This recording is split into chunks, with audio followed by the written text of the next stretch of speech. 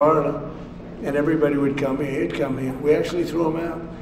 But no, I don't like the pictures of Bill Clinton being shown. I don't like the pictures of other people being shown. I think it's a terrible thing.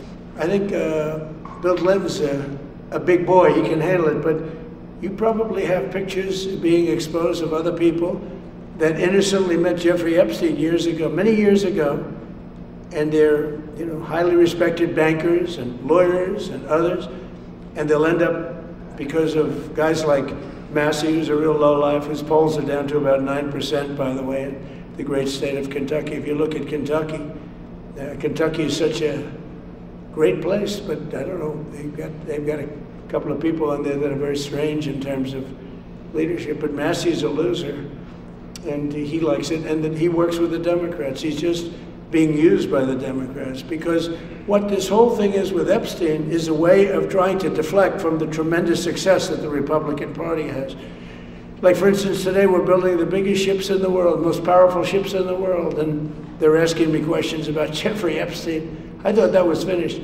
I believe they gave over 100,000 pages of documents, and there's tremendous backlash. It's an interesting question, because a lot of people are very angry that pictures are being released of other people that really had nothing to do with Epstein, but they're in a picture with him because he was in a party, and you ruin a reputation of somebody. So a lot of people are very angry that this continues. A lot of Republicans are angry because of the fact that it's just used to deflect against a tremendous success. Look, we have $18 trillion coming into our country. We have, I believe, we're going to have the most successful economy in history. We inherited a mess. Now prices are coming way down. Gasoline is less than $2 in some states. $1.99, $1.97, $1.95 a gallon. $1.95. Think of that. A gallon. Nobody ever thought they'd see that. They don't want to talk about that. They want to talk about Epstein. And the problem is a lot of Democrats are being caught up in the web, like Larry Summers. Larry Summers was the head of Harvard. He's now been forced to resign from every board he's on, and he was thrown off the Harvard board. Now he was, you know, he was at Epstein's Island a lot. I wasn't. I never went there, by the way. But fortunately, it's nice. But I never went there. But a lot of people did go there. But instead of talking about the battleships, or instead of talking about most favored nations drugs, we're bringing down drug prices like at a level that has never even been thought of, by thousands. Think of it, by 1,000%, by 1,200, 1,300, 1,400% in some cases. A drug that sells for $10 in London is costing $130 in New York. We're bringing it down to $20, and they're going to go up to 20. So they're going from 10 to 20, which is a doubling. It's a doubling. That's a lot, but it's a doubling. But we're going down to 20. So we're going down, if you can do your own math, but it's 2,000%, 3,000%. It's pretty amazing. And you know, the New York Times had a story about it, a small story, way in the back of the paper. It's the single biggest thing to happen with respect to drugs probably in 50 years. It's never been anything like this. In my first term, I was able to get drug prices down 1/4%. It's the first time in 28 years that they went down. 1/4%. I was so proud of myself. Now we're doing them 2,000%, 1,500%, 1,200%. That pill that sold for $130 will now be selling, as an example, for $20. Because the rest of the world took advantage of us. Without tariffs, I could have never done it. I called up the heads of the countries. As an example, France, I spoke to a very good man, President Macron of France, and I said, Emmanuel, you have to raise your drug prices. He said, no, no, no, we will not do that. I said, you have to. He said, no, I don't want to do that. Look, you're asking me if we go to $10 to $20, you're going to come way down to 20. We don't want to do that. Now, in all fairness, no other president even tried. But if they did try, there was actually a fake story in stupid USA Today. I didn't even think they'd make it anymore. I haven't. But I saw a story where Biden was trying to do this. Biden never tried to do it. Biden didn't know he was alive. He never tried to do it. But they're taking it from $10 to 20. So he would say, and the other leader said the same thing. No, we won't do it. I said, no, you're going to do it 100%. They said, nope, we're not doing it. We're not going to double our price. Because, again, if you go from $10 to $20, they're doubling their price. We're coming now, though, from $130 to $20, because we're going to get the lowest drug prices in the world. Whatever the lowest price is called favored nations, we're going to have the lowest price. So I said, no, you're going to. No, I will not do this. Politically, it's unacceptable. I said, Emmanuel, you're going to do it 100%. Please accept it now. Be nice. You're going to do it 100%. No, I will not. I said, yes, you are. He said, why do you keep telling me I am when I'm not? Because if you don't do it, I'm going to put a 25% tariff on everything France sells into the United States of America. And that's approximately 20 times more than I'm asking for with respect to drug prices. He said, I see. I agreed to do it. Every other country said the exact same thing. They all said, no, I will not do it. I said, all right, on Monday morning, you'll have the 25% tariff, everything you sell. In the case of France, it was wine, champagne, cars, everything they sell. It's 25 to 30 times the price of what we're talking about, at 25%. Every single country agreed. And that was a big problem. The drug companies were difficult, but fine, because we have a certain control over the drug companies. We had no control over these foreign nations. So every single country has agreed to do this. So we will take that pill price down, as an example, talking about not just pills, we're talking about everything. We'll take it down from $130 a pill down to $20 a pill. And the rest of the world will take it from $10 a pill up to $20. It's the biggest thing ever to happen, and it's covered, barely covered in the New York Times, because it's a fake newspaper. Yeah.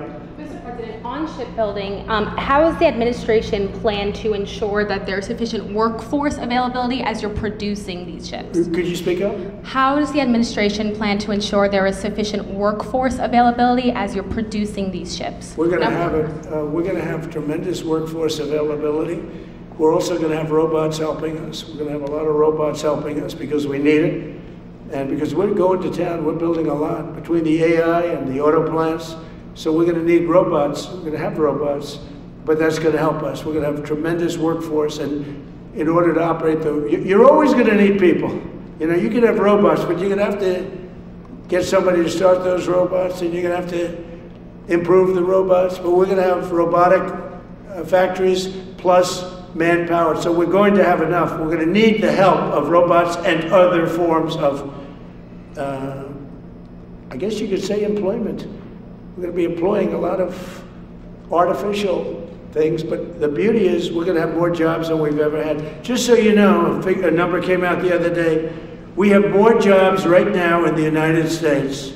More people are working right now in the United States than at any time in the history of our country. Think of that. Pretty amazing. So we'll have the help of, mechanical help, if you want to call it that, but we'll have tremendous employment. They'll be paid a lot of money. They'll do better than they ever did. Okay? Mr. President, some may have been expecting a different kind of announcement today, hearing your Secretary of War and Secretary of State here. You mentioned strikes on land in Venezuela more than 15 times, even now, just in your recent remarks. Why should Maduro take your threats seriously? And he can do whatever he wants. What's your end game? Maduro? What's your end game? There's no answer. He can do whatever he wants. I mean, we have a massive armada formed, the biggest we've ever had, and by far the biggest we've ever had in South America. He can do whatever he wants. It's all right. Whatever he wants to do. If he wants to do something, if he plays tough, it'll be the last time he's ever able to play tough. But they sent their prisoners into us. They sent people from jails, prisons. They sent people from mental institutions and insane asylums into the United States, just walked right in because Biden had an open border policy. What the Biden administration did to our country can never be forgotten. They took in millions and millions, 25 million people over the course of 4 years. Many of those people were murderers and drug dealers, prisoners, rough prisoners, 11,888 murders, More than half of them killed more than one person. They came into our country. Now, I spoke to Christine Noem today. I spoke to Tom Holman today. He came down to see me. And we had a great meeting. They've done an amazing job. We're getting them out. We're getting them out very fast. But this should have never happened. But Venezuela was one of the... Venezuela took advantage of the open borders that Biden created more than any other country. Tren de Aragua, we had gangs all over. Look, I mean, you have a very weak governor in Colorado. Look what happened in Colorado, where they would occupy apartment houses. And he didn't want to do anything about it because he was scared. Any other questions? Yeah, go ahead, please. Yeah. So in response to the United States taking sanctioned oil from Venezuela, Colombian President Gustavo Petro criticized the United States by saying, well, the Southwest is stolen land and that it should be returned to Latin America. I just wanted to know what your response to that is. Well, he has to watch because, you know, he's got drug factories. They make cocaine in Colombia. And he's no friend of the United States. He's very bad guy. And he's got to watch his ass because he makes cocaine and they send it into the United States of America from Colombia. We love the Colombian people. I love the Colombian people. They're great people, energetic, smart, great. But their new leader is a troublemaker. And he better watch it. He better close up those cocaine factories. They have at least 3 major cocaine factories. We know where they are. He better close them up fast, yeah. By the way, it's made and sold into the United States. Comes through Mexico. Thank you, sir. You've named Governor Landry to be new special envoy to Greenland. Yeah. What do you see that role entailing? And is it still your intention that Greenland become part of the U.S.? He viewed Louisiana, the Louisiana Purchase. He said, I'm governor of Louisiana. And he said, I didn't call him, he called me. He's very proactive. He's a great guy. He's a deal guy. He's a deal maker type guy. And we need it for national protection. We need Greenland for national protection. They have a very small population. And I don't know, they say Denmark, but Denmark has spent no money. They have no military protection. If they say that Denmark was there 300 years ago or something with a boat, well, we were there with boats too, I'm sure. So we'll have to work it all out. But he felt very strongly, we need it for we need Greenland for national security. Not for minerals. We have so many sites for minerals and oil and everything. We have more oil than any other country in the world. We need Greenland for national security. And if you take a look at Greenland, you look up and down the coast, you have Russian and Chinese ships all over the place.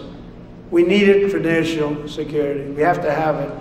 And he wanted to lead the charge. So we're making him, Marco, today, a special envoy to Greenland. Greenland's a big deal. Yeah.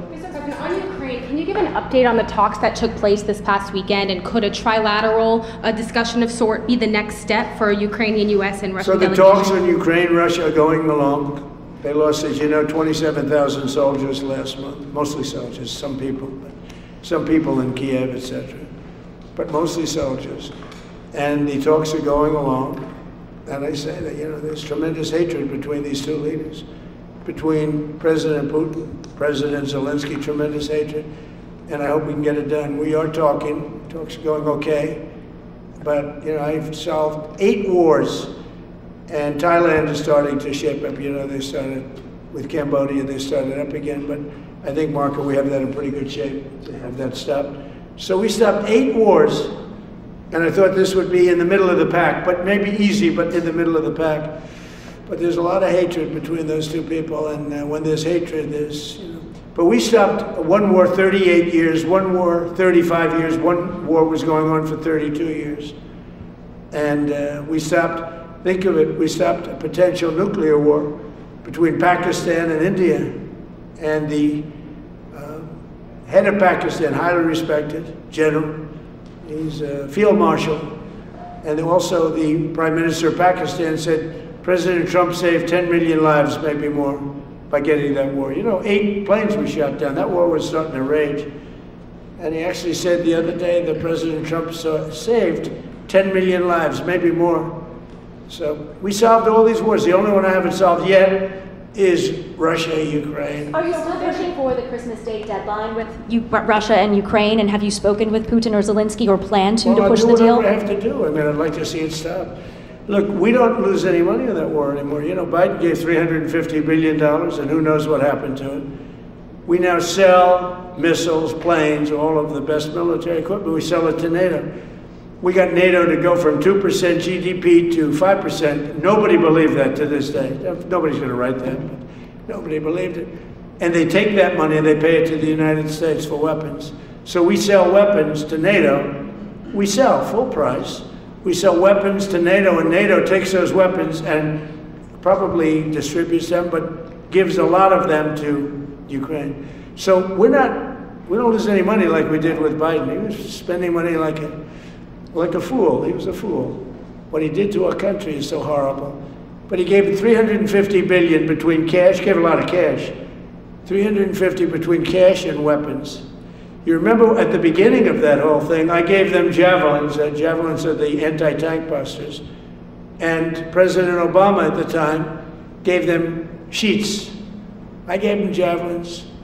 They gave them sheets. But you know, the bottom line is time for, I think they're all tired of that war. Everyone's tired of that war. It's got to stop. Yeah, please. The U.S. was in active pursuit of a sanctioned oil tanker yesterday. Are you able to share what became of that tanker? Was the U.S. able to seize it? No, it's moving along, and we'll end up getting it. Yeah, we're actually pursuing it. Can you imagine? Because it came from the wrong location. It came out of Venezuela, and it was sanctioned. Yeah, please. Ultimate goal in Venezuela to force Maduro from power. Well, I think it probably would. I can't tell. That's up to him what he wants to do.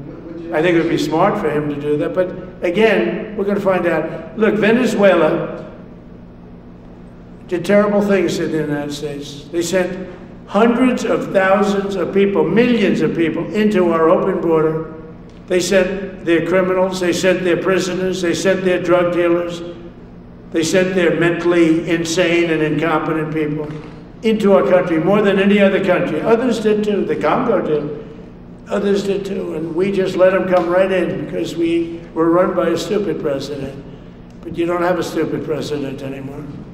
Mr. President, have you set up the meeting with the healthcare insurers just yet? And what are you hoping to get? I'll be setting it up. I think we're going to meet with the healthcare insurers, the insurance companies.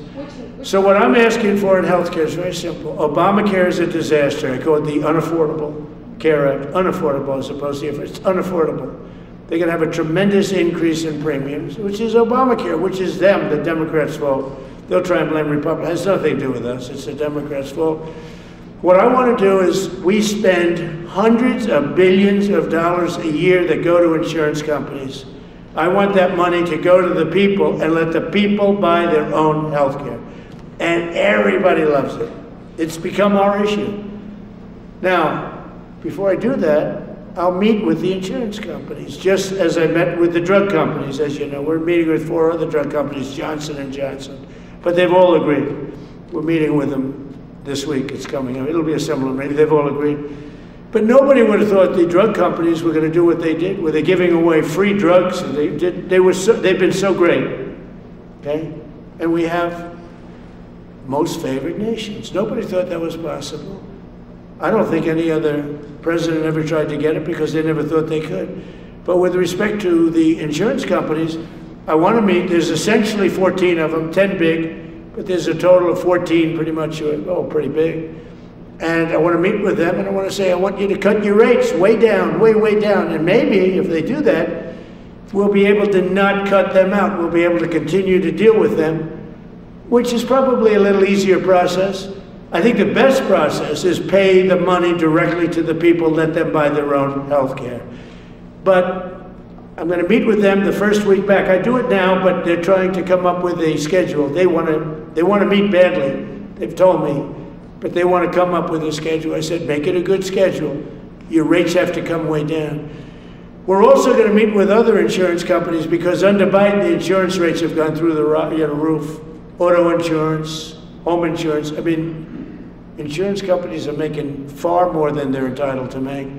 So we're going to be doing that. But just in the meantime, we'll be meeting with the insurance companies in the first week, the first few days back in Washington, because they're trying to come up with a proposal that will satisfy me. Thank you very much, everybody. Appreciate it. I hope you're going to enjoy the battleships. They're going to be beautiful. Thank you. And have a great Christmas if I don't speak to you. Thank you very much. Merry Christmas. Thank you very much. अमेरिकी सदर Donald Trump तकरीब से खिताब कर रहे थे। मनाजिर आपने देखे और अब शामिल करेंगे न्यूज़ हेडलाइंस। उससे पहले आपको बताएं कि पाकिस्तान और भारत के दरमियान एटमी जंग रुकवाई, ऐसा कहना था अमेरिकी सदर डोनाल्ड ट्रंप का। पाकिस्तान के फील्ड मार्शल और वज़ीर आज़म ने कहा, ट्रंप ने 10 लाख जानें बचाई, दुनिया में अब तक 8 जंगें रुकवा चुका हूँ, ऐसा कहना है अमेरिकी सदर डोनाल्ड ट्रंप का। वो तकरीब से खिताब कर रहे थे। उन्होंने मज़ीद कहा, अमेरिकी फ़ौज में ताकतवर तरीन तैयारा बरदार जहाज़ शामिल कर रहे हैं। हमारी बहरी फ़ौज दुनिया में बेहतरीन है, हमारे सबमरीन्स भी दुनिया में सबसे ज़्यादा जदीद हैं। अब दोस्त साजी में अमेरिका किसी भी मुल्क से 15 साल आगे है, ऐसा कहना है डोनाल्ड ट्रंप का। 15 जदीद तरीन आबदोज़ें तैयारी के मराहिल में हैं।